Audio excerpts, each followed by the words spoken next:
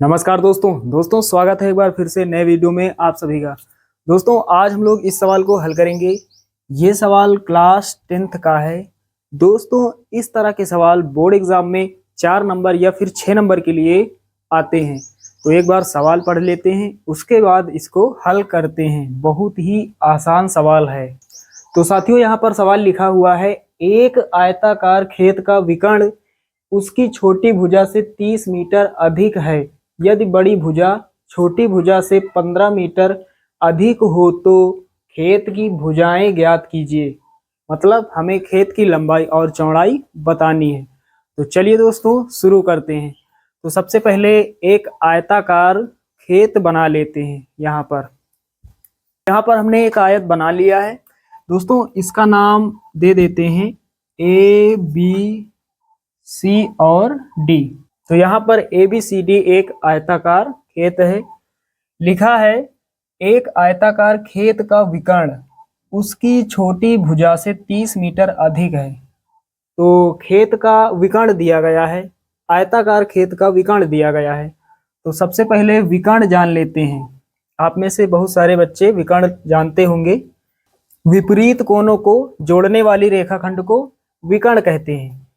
तो विकर्ण दिया गया है, तो एक विकर्ण बना लेते हैं। चलिए ये वाला बना लेते हैं इस तरह से। ये है विकर्ण। तो साथियों यहाँ पर ये जो विकर्ण है AC, ये यहाँ पर कर्ण का काम करेगा। विकर्ण जो है वो कर्ण का काम करेगा। यहाँ पर ये इतना समकोण त्रिभुज है। समकोण त्रिभुज यहाँ पर है ABC। तो ये कर्ण है और ये लंब है, ये आधार है। तो ये जो आधार है ये बड़ी भुजा है और ये जो लंब है छोटी भुजा है और ये विकर्ण है। तो सवाल में दिया गया है एक आयताकार खेत का विकर्ण उसकी छोटी भुजा से 30 मीटर अधिक है। तो छोटी भुजा मान लेते हैं AB। तो यहाँ मान लेते हैं ये AB भुजा जो है ये है X मीटर। तो विकर्ण कितना होगा? विकर्ण दिया गया है खेत का छोटी भुजा से 30 मीटर अधिक। छोटी भुजा है X, तो विकर्ण जो AC होगा उसका मान कितना होगा? इससे 30 अधिक। छोटी भुजा से 30 ज्यादा कितना? X + 30 मीटर। ये विकर्ण का मान होगा। और सवाल में आगे लिखा है यदि बड़ी भुजा छोटी भुजा से 15 मीटर अधिक है। बड़ी भुजा यानी ये लंबाई है और ये चौड़ाई है। तो आयताकार जो खेत होगा उसकी लंबाई अधिक होगी, चौड़ाई कम होगी।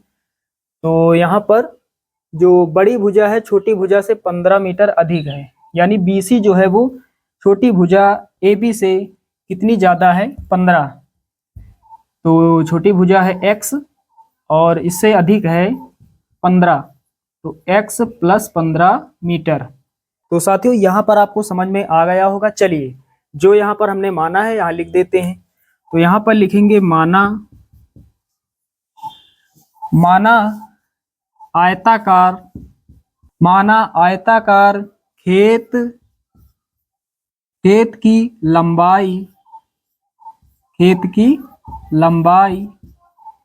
लंबाई यानी BC का मान।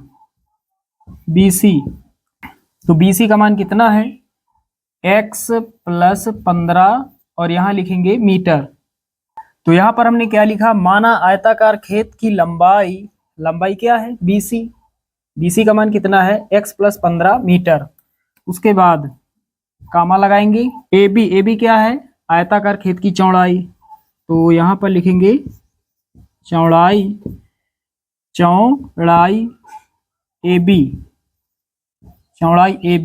AB का मान कितना है? X मीटर। तथा विकर्ण AC।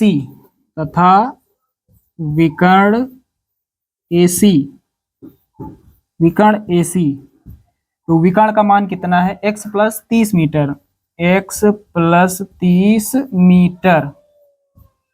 तो ये आपको समझ में आ गया होगा। हमने यहाँ पर क्या लिखा? जो हमने यहाँ माना है वही यहाँ पर हमने लिख दिया है। माना आयताकार खेत की लंबाई BC = X + 15 मीटर, चौड़ाई AB = X मीटर और विकर्ण AC = X + 30 मीटर है। सवाल में हमसे पूछा जा रहा है खेत की भुजाएं ज्ञात कीजिए, यानी लंबाई और चौड़ाई ये हमें ज्ञात करनी है। तो ये आपको समझ में पूरा आ गया होगा। अब दोस्तों आगे हल करते हैं यहाँ पर। तो साथियों चित्र में जैसा कि देख पा रहे हैं ये कर्ण का मान है और ये लंब है और ये आधार है। तो पाइथागोरस प्रमेय यहाँ लगा देते हैं। तो यहाँ पर लिखेंगे पाइथागोरस प्रमेय से, पाइथागोरस प्रमेय से, पाइथागोरस प्रमेय अर्थात कर्ण का स्क्वायर। तो कर्ण यहाँ पर है AC, AC स्क्वायर बराबर लंब स्क्वायर यानी AB स्क्वायर प्लस आधार स्क्वायर। तो आधार में क्या है BC, तो BC स्क्वायर। तो यहाँ पर AC स्क्वायर बराबर AB square plus BC square, जैसा कि यहाँ पर समकोण त्रिभुज बना है। तो AC का मान कितना है, भुजा AC का मान कितना है x प्लस 30, ऊपर लगा है स्क्वायर तो स्क्वायर लगा देंगे, बराबर लगाएंगे। AB, भुजा AB का मान कितना है, भुजा AB का मान है x मीटर, तो यहाँ x लिखेंगे, ऊपर लगा देंगे स्क्वायर प्लस BC स्क्वायर, भुजा BC का मान है x प्लस 15 लिख देंगे, ऊपर लगा स्क्वायर तो स्क्वायर लगा देंगे। तो यहाँ पर सभी मानों को हमने लिख दिया है। a प्लस बी का होल स्क्वायर, यहाँ पर भी a प्लस बी का होल स्क्वायर।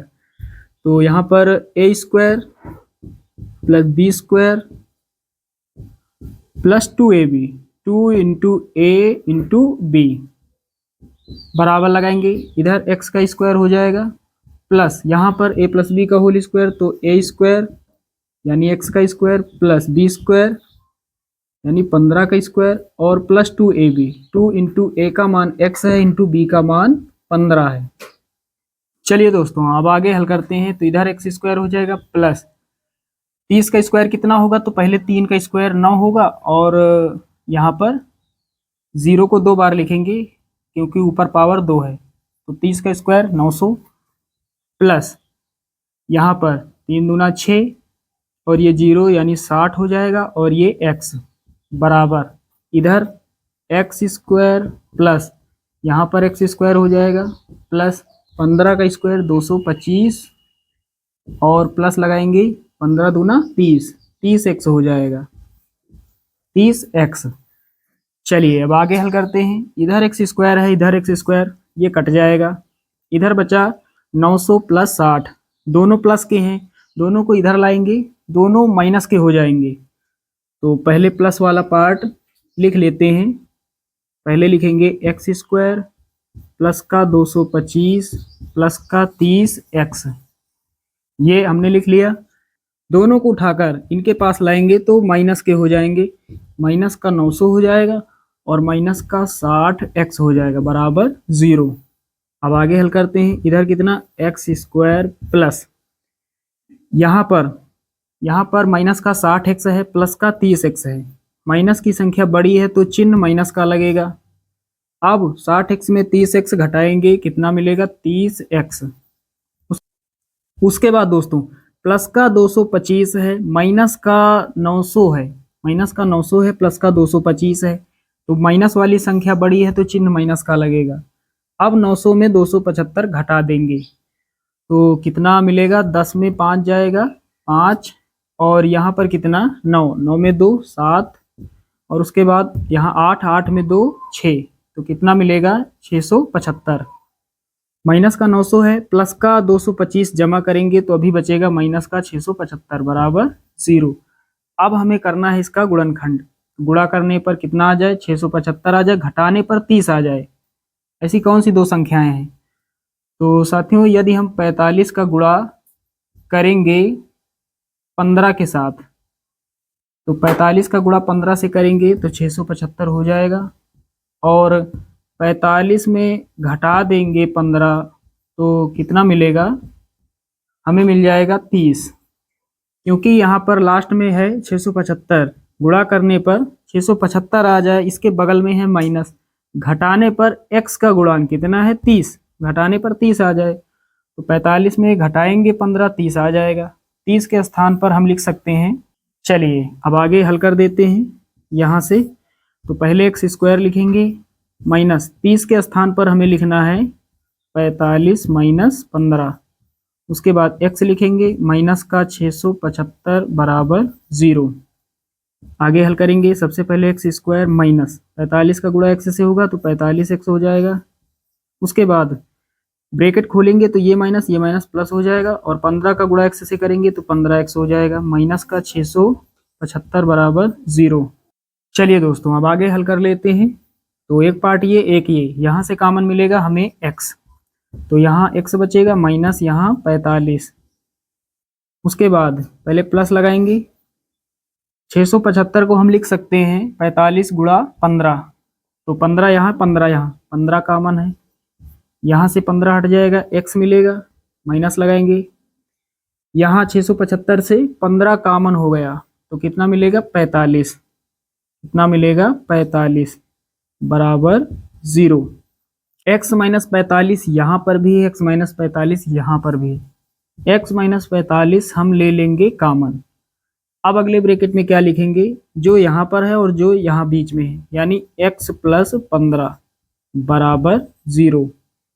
दोनों मान 0 के इक्वल हैं तो दोनों को हल नहीं करेंगे, माइनस वाले को हल करेंगे क्योंकि माइनस वाला प्लस में आएगा, ये माइनस में प्राप्त होगा तो इसको हल करेंगे। x माइनस 45 बराबर 0, तो x बराबर कितना 45, इधर माइनस का है 45, इधर आएगा तो प्लस का हो जाएगा। तो x का मान हमने निकाल लिया है, x का जो धनात्मक मान है हमने निकाल लिया है।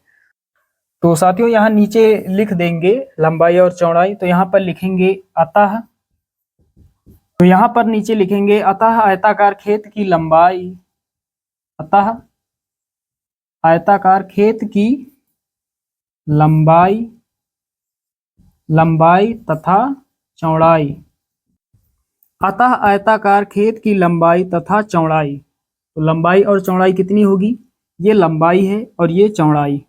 तो लंबाई का मान कितना है x प्लस 15, x का मान हमने निकाला है 45, 45 प्लस 15 कितना होगा 45 और 15 60, तो लंबाई कितनी होगी 60 मीटर, कामा चौड़ाई कितनी होगी, चौड़ाई यानी ए बी का मान कितना x का मान कितना 45 मीटर। तो ये जो आयताकार खेत है इसकी लंबाई होगी 60 मीटर और चौड़ाई होगी 45 मीटर, और यही हमारा फाइनल आंसर हो जाएगा। तो साथियों उम्मीद करता हूं कि इस तरह का सवाल अब आप आसानी से हल कर दोगे, क्योंकि आपने शुरुआत से लेकर एंड तक इस सवाल को अच्छे से समझ लिया। चलिए दोस्तों मिलते हैं अगले वीडियो में, तब तक के लिए जय हिंद।